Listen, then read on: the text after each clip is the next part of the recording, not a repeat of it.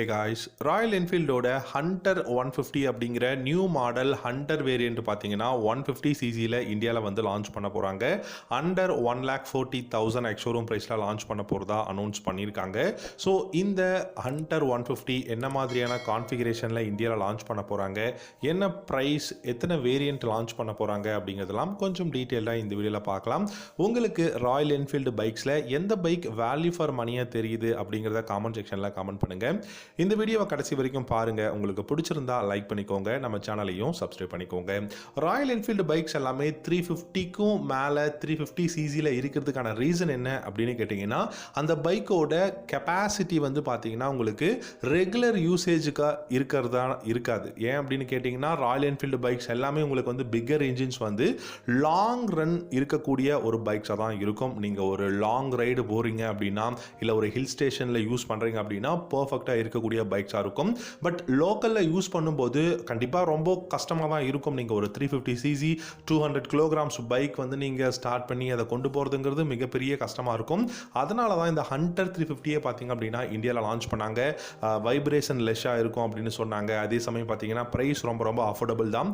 1,50,000 ex-showroom ப்ரைஸ்லேயே start ஆகுது Hunter 350.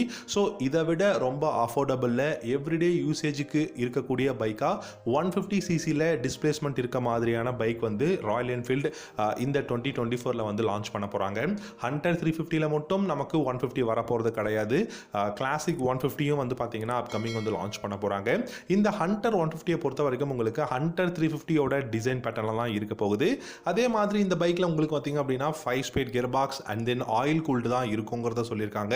கண்டிப்பாக ஏர் கூல்டாக இருக்கிறதுக்கான பாசிபிலிட்டிஸ் இருக்குது. பட் இன்னும் டெக்னாலஜிஸ் வந்து க்ரோ ஆகிட்டே இருக்கிறதுனால ஆயில் கூல்டை வந்து நம்ம எதிர்பார்க்கலாம்.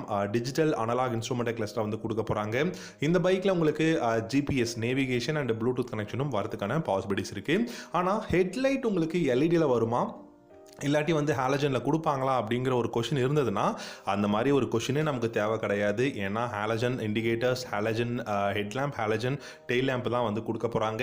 ஆனால் நிறைய வேரியண்ட் வரும் அப்படிங்கிறத சொல்லியிருக்காங்க. ஹண்டர் 150 லான்ச் பண்ணாங்க அப்படிங்கும்போது என்ன மாதிரியான வேரியண்ட்னு பார்த்தீங்கன்னா, உங்களுக்கு ஃப்ரண்ட்டில் சிங்கிள் டிஸ்க், ரியரில் drum brake variant, both front and rear பார்த்தீங்கன்னா single disc variant and maybe ABS variant வரதுக்கான பாசிபிலிட்டிஸ் கூட ஃபியூச்சரில் இருக்குது அப்படிங்கிறது தான்.